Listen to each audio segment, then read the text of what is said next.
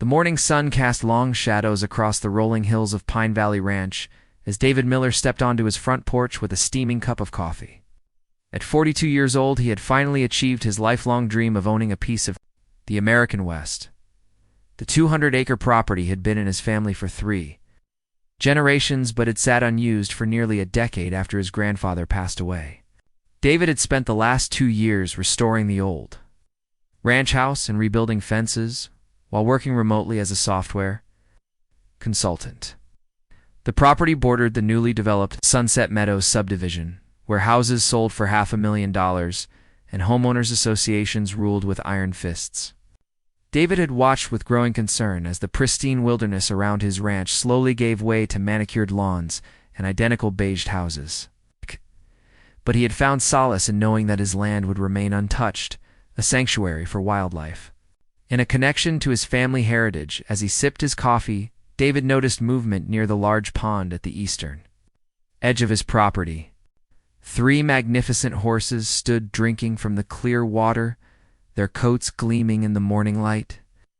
One was a striking bay mare with a white blaze down her face, while another was a powerful black stallion that moved with obvious authority. The third was a young Palomino colt that stayed close to what appeared to be his mother. David had first noticed the horses about 6 months ago. They would appear sporadically, always in small groups, and always cautious around human presence. After some research, he had learned they were wild Mustangs, descendants of horses that had roamed these lands for over a century. The Bureau of Land Management had confirmed that this particular herd was protected under federal law as part of a conservation program. It's designed to preserve genetic diversity in wild horse populations. The horses brought David immense joy. He would often spend evenings sitting on his porch watching them graze or play in the tall grass near the pond. Their presence made the ranch feel alive and connected to its history. He had even installed a wildlife camera to document their behavior and had been amazed by the complex social dynamics within the herd. But not everyone shared his appreciation for these magnificent creatures. Linda Patterson had moved to Sunset Meadows 6 months ago after her divorce was finalized. At 55, she was determined to start fresh in what the real estate brochure had promised would be a peaceful, upscale community. She had paid premium prices for her corner lot home specifically because it backed up to open space. What the developer had failed to mention was that the open space was actually David Miller Ranch, and that it came with its own unique challenges. Linda first noticed the horses during her second week in the neighborhood. She'd been hosting a dinner party on her newly constructed deck when the animals appeared at the pond, visible through the gaps in the decorative fence that separated her yard from the ranch land. Her guests had been delighted by the sight, calling it magical and authentic, but Linda saw only problems. The horses left droppings near the pond, which Linda was convinced would contaminate the groundwater. They made noise at dawn and dusk, disrupting her sleep and meditation routines. Worst of all, their presence attracted other wildlife, including coyotes, that howled at night and various birds that she considered nuisances. Linda had paid top dollar for suburban tranquility and instead found herself living next to what she saw as an unregulated petting zoo. Her first step had been to research the Homeowners Association rules and regulations. The thick binder of covenants, conditions, and restrictions made no specific mention of neighboring livestock, but did include broad language about maintaining property values and preventing nuisances. Linda became convinced that the horses constituted a violation of the spirit, if not the letter, of the HOA agreement. She began attending every HOA board meeting, armed with complaints and demands for action. Linda argued that the horses posed health hazards, attracted predators, and significantly impacted property values. She distributed printed photographs of horse droppings and compiled noise complaints from what she claimed were dozens of concerned neighbors. Most board members listened politely, but seemed reluctant to take action against animals that were clearly not on HOA property. The Homeowners Association was led by President Robert Chen, a retired engineer who had moved to Pine Valley, specifically to escape urban complexity. Robert appreciated the natural beauty of the area and was initially sympathetic to David's situation. He explained to Linda that the HOA had no jurisdiction over adjacent private property and that wild horses were actually protected by federal law. But Linda was persistent. She researched property law, environmental regulations, and animal control statutes. She discovered that horses could potentially be considered livestock, rather than wildlife, depending on their classification and management. She argued that David was essentially operating an unlicensed stable or ranch facility within close proximity to residential property. Linda also began recruiting allies among her neighbors. She organized informal coffee meetings where she presented her case against the horses. She created a petition demanding action from the HOA and distributed flyers, warning of potential disease transmission from wild animals. Some neighbors signed her petition simply to avoid confrontation, while others genuinely shared her concerns about property values and safety.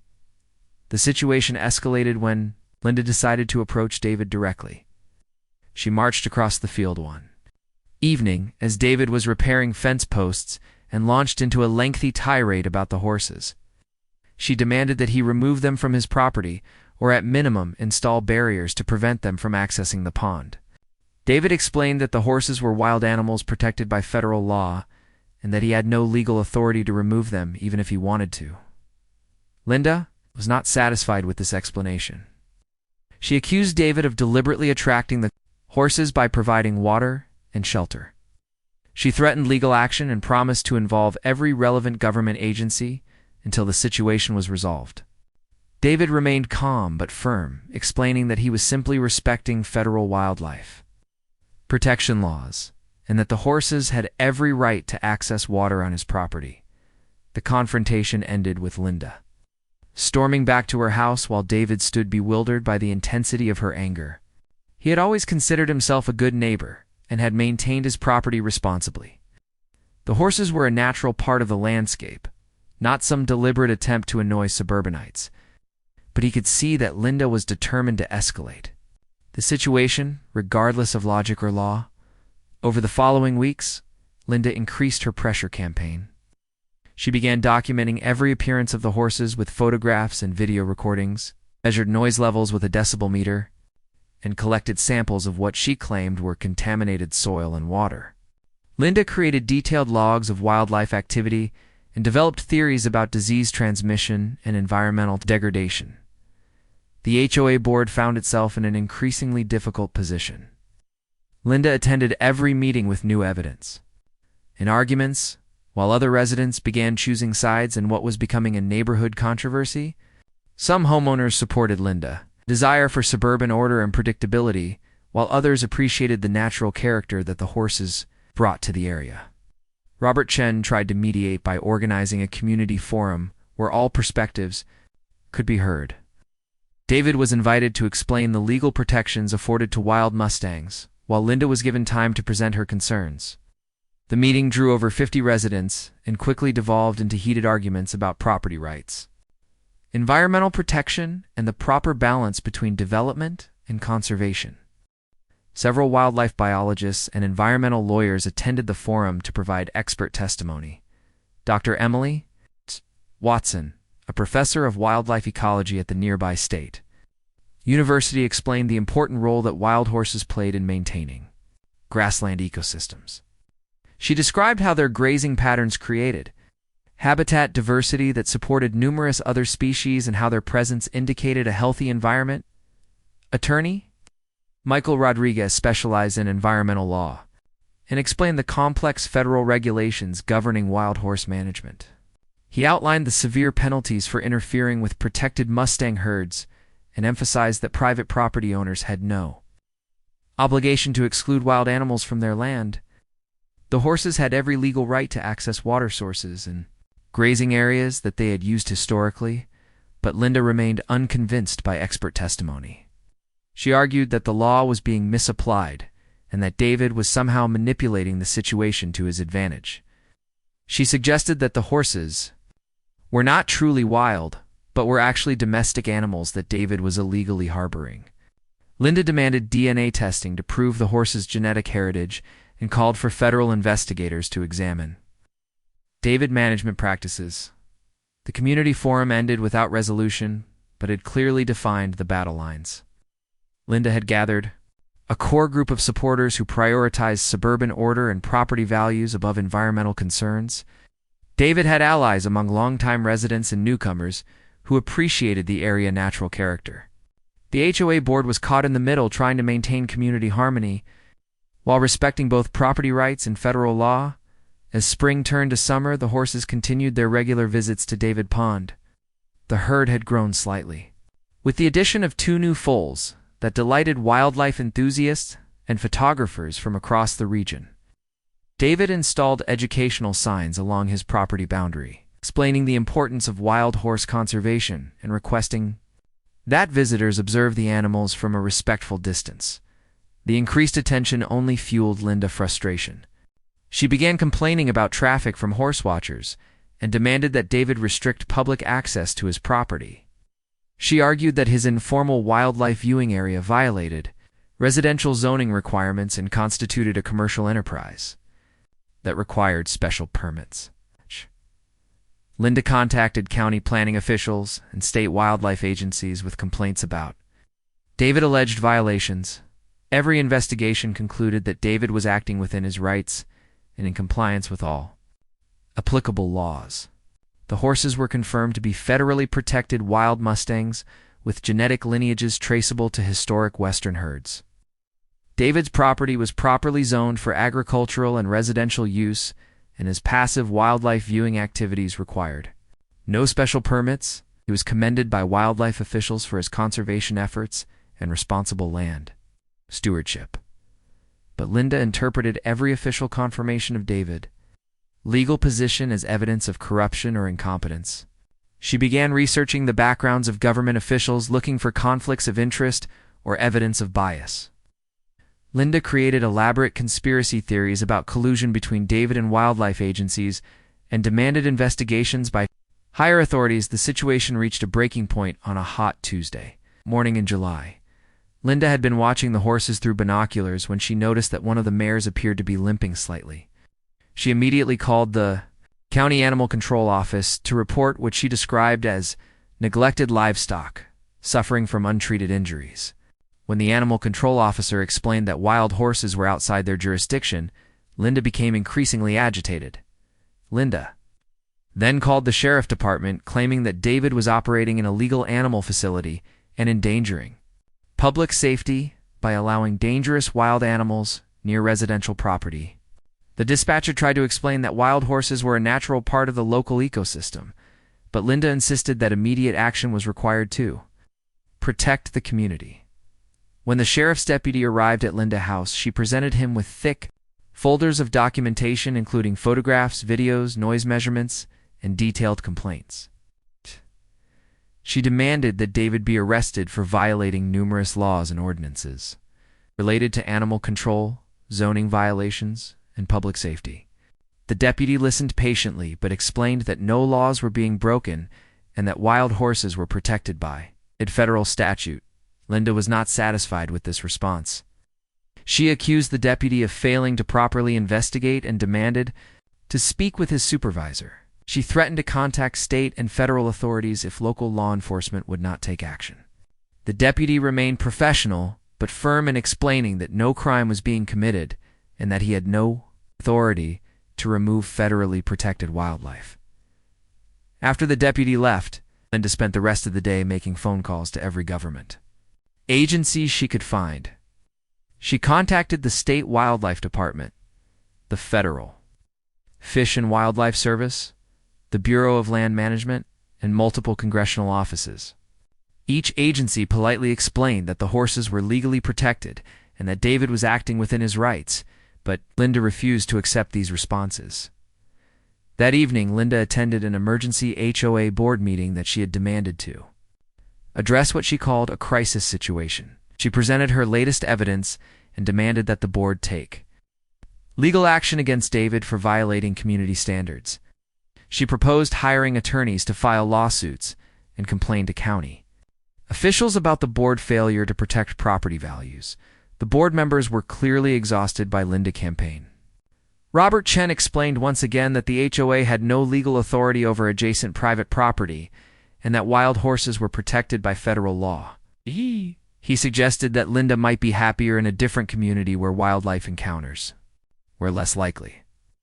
This recommendation only made Linda more angry and determined to prevail. The meeting ended with Linda threatening to run for the HOA board in the upcoming election and promising to implement new policies that would address what she saw as the horse problem. She accused the current board of being weak and ineffective and claimed that property values were already declining because of their failure to take action. Word of Linda's crusade spread beyond the immediate neighborhood as local media began covering the controversy. A reporter from the county newspaper interviewed both Linda and David, producing a balanced article that nonetheless made Linda appear somewhat unreasonable in her demands. The story was picked up by regional news outlets and eventually attracted national attention as an example of suburban encroachment on traditional Western landscapes. The media attention brought dozens of supporters to David Ranch, including wildlife photographers, conservationists, and horse enthusiasts from across the country. They praised his commitment to protecting wild Mustangs and respecting federal conservation laws. Many visitors made donations to help David maintain his property as a wildlife sanctuary, and some offered to volunteer fence repairs and land management projects. But the increased attention also brought more pressure from Linda and her supporters. They complained about traffic noise and trespassing from horse watchers and demanded that county officials restrict access to David's property. Linda organized protests at county commission meetings and collected signatures on petitions demanding action against what she called an illegal wildlife park. The controversy reached its peak on a Friday morning in August when Linda made the decision that would ultimately backfire on her campaign. She had watched the horses arrive at the pond around dawn and noticed that they seemed more active than usual. The stallion was moving restlessly around the perimeter while the mares kept their foals close. Linda interpreted this behavior as aggressive and potentially dangerous. Linda called 911, reporting that dangerous wild animals were threatening residential property and demanding immediate police response. She told the dispatcher that the horses appeared rabid or diseased and were acting aggressively toward her house. She claimed that she was afraid to leave her property because of the threat posed by the wild animals. The 911 call brought 3 sheriff's deputies to Sunset Meadows, along with an animal control officer and a paramedic unit. The responders arrived, expecting to find a serious public safety emergency, but instead discovered Linda pointing dramatically toward the pond where several horses were peacefully drinking water. The lead deputy immediately recognized that no emergency existed and that the horses were behaving normally. David heard the sirens and walked over to find the emergency responders clustered around Linda's house. He explained the situation to the deputies and provided copies of federal documentation confirming the horses' protected status. The animal control officer was familiar with the herd and confirmed that they were healthy wild Mustangs that posed no threat to public safety. Linda became increasingly agitated as it became clear that no action would be taken against the horses. She accused the deputies of failing to protect the community and demanded that they at least cite David for some violation. When told that no violations existed, she began making wild claims about corruption and cover-ups among law enforcement agencies. The situation escalated when Linda attempted to approach the horses, herself claiming that she would document their aggressive behavior for legal purposes. The deputies immediately intervened, explaining that interfering with federally protected wildlife could result in serious criminal charges. Linda was warned that she could face federal prosecution if she continued to harass the horses or attempt to drive them away from their water source. The 911 response had attracted attention from news media who arrived to document what they expected would be a dramatic confrontation. Instead, they found Linda making increasingly irrational claims, while emergency responders tried to de-escalate the situation. The contrast between the peaceful horses and Linda's frantic behavior made for compelling footage that would soon spread across social media platforms. By the end of the day, video of Linda's 911 call and subsequent meltdown had been viewed millions of times online. Social media users quickly dubbed her the Horse Karen and created countless memes, mocking her attempts to have wild Mustangs arrested for trespassing. The story became a national symbol of suburban entitlement, conflicting with Western conservation values. The aftermath of the 911 incident marked a turning point in the neighborhood controversy. Many residents who had previously supported Linda began distancing themselves from her increasingly extreme behavior. The HOA board received dozens of complaints about Linda's harassment of neighbors and her waste of emergency resources. Several homeowners began circulating a petition, demanding her removal from any HOA committees or leadership positions. Linda responds to the public. Ridicule was to double down on her claims and expand her conspiracy theories. She began accusing David of deliberately training the horses to intimidate her and suggested that wildlife agencies were part of a plot to drive suburban residents from their homes. Her social media posts became increasingly erratic and filled with unfounded accusations against government officials and her neighbors. The legal consequences of Linda's actions began to manifest in the following weeks. The sheriff department recommended that she be charged with filing a false emergency report for her 911 call. County attorneys were considering additional charges related to harassment and public disturbance. Federal wildlife officials opened an investigation into her attempts to interfere with protected Mustangs and warned her that future violations could result in criminal prosecution. Meanwhile, David found himself receiving support from unexpected sources. Wildlife conservation organizations offered to help him establish formal legal protections for his property as a Mustang sanctuary. Environmental lawyers provided pro bono assistance with any legal challenges that might arise. Tourism officials from the County Economic Development Office approached him about creating an official wildlife viewing area that could bring additional revenue to the region. The horses seemed oblivious to the human drama surrounding their presence. They continued their regular visits to the pond, following patterns established over generations of wild Mustang occupation. The herd had grown to include 7 adults and 3 foals, creating a stable family group that wildlife biologists considered an excellent example of successful wild horse conservation. David began working with university researchers to study the Mustang herd and document their role in maintaining local ecosystem health. The research would eventually contribute to scientific understanding of wild horse ecology and support arguments for expanded habitat protection. David property became a model for private landowner cooperation with federal wildlife conservation efforts. The Sunset Meadows HOA ultimately adopted new policies specifically addressing conflicts with adjacent wildlife habitat. The board created guidelines for residents living near open space and established educational programs about coexisting with native wildlife. Robert Chen used the controversy as an opportunity to refocus the community on its environmental stewardship and responsible development practices. Linda Patterson found herself increasingly isolated as her behavior became more extreme and her legal troubles mounted. Several neighbors obtained restraining orders after she began trespassing on their property to document alleged evidence of wildlife harassment. Her complaints to government agencies were increasingly ignored as officials recognized her pattern of filing frivolous reports and making unfounded accusations. The criminal charges arising from her false 911 report resulted in significant fines and community service requirements. Linda was ordered to attend anger management classes and was prohibited from contacting David or interfering with wildlife on his property. The legal consequences forced her to curtail her campaign against the horses, but did nothing to change her fundamental attitude toward the situation. As autumn arrived, the Mustang herd prepared for winter by growing thicker coats and spending more time foraging in the protected areas of David Ranch. The seasonal changes reminded everyone that the horses were part of natural cycles that had existed long before suburban development arrived in Pine Valley. Their presence connected the modern community to the authentic Western heritage of the region. David continued his work as a software consultant while spending increasingly more time on land management and wildlife conservation projects. He partnered with local schools to create educational programs about wild horse ecology and worked with photography groups to establish ethical guidelines for wildlife observation. The ranch became a symbol of successful coexistence between human development and natural habitat preservation.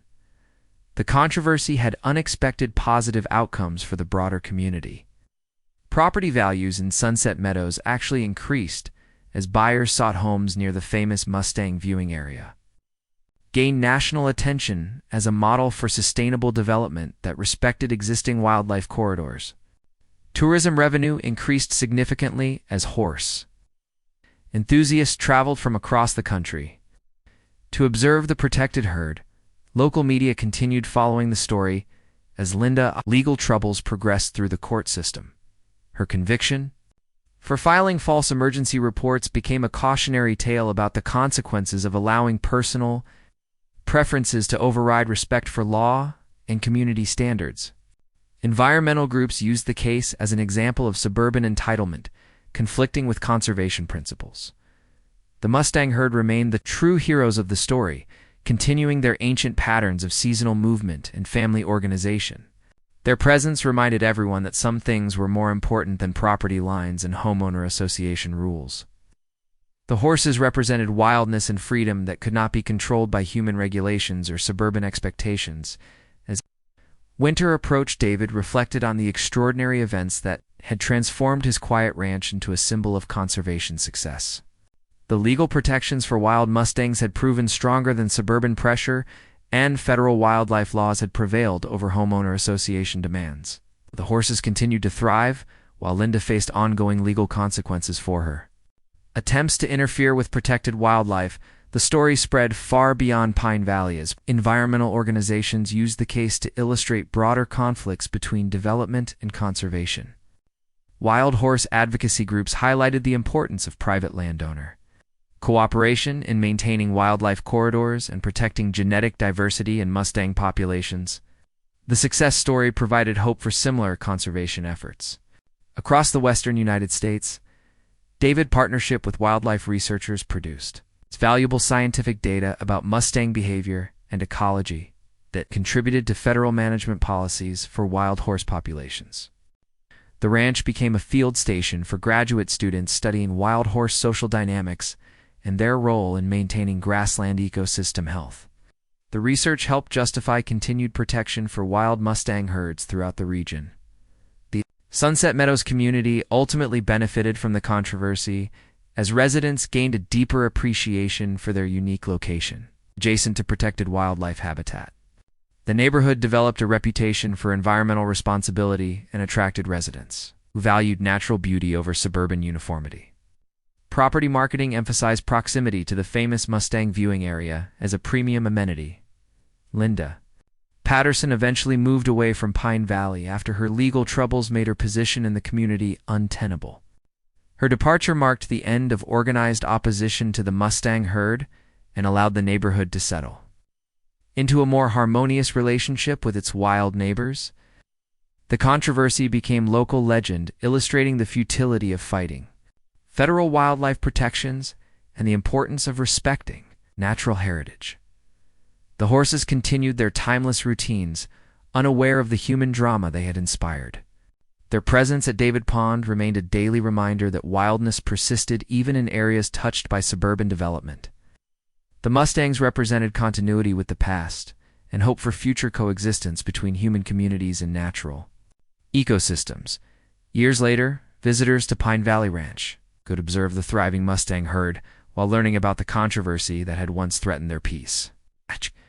Educational displays explained federal wild horse protections and the legal battles that had preserved their access to traditional water sources. The story became an inspiration for other communities facing similar conflicts between development and conservation. David Miller achieved more than his original dream of restoring his family ranch. He had become an accidental conservationist, whose quiet respect for wildlife had withstood legal challenges and neighborhood pressure. The ranch stood as proof that individual landowners could make significant contributions to wildlife protection while maintaining productive relationships with their communities.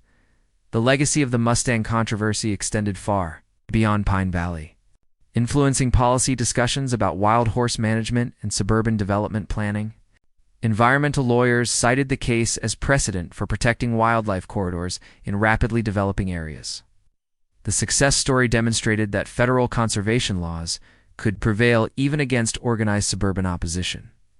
The peaceful Resolution of the conflict created a model for addressing similar disputes in other communities across the American West.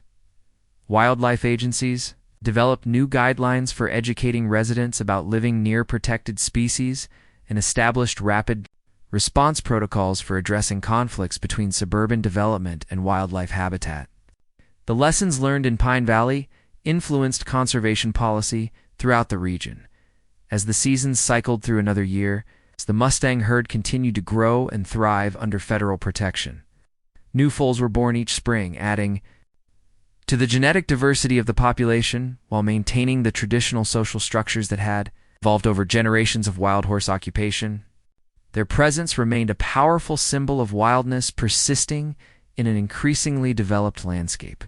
The transformation of David Ranch, from a simple family property to a recognized wildlife sanctuary, illustrated the unexpected ways that individual actions could contribute to broader conservation efforts. His decision to welcome and protect the Mustang herd created lasting benefits for wildlife while enriching his community and inspiring others to consider their own roles in environmental stewardship. The horses at Pine Valley Ranch continued their ancient dance between wildness and human proximity, representing hope that future development could accommodate rather than eliminate the natural heritage that made Western landscapes truly valuable. Their story reminded everyone that some things were worth protecting regardless of the temporary inconvenience they might cause to human plans and preferences.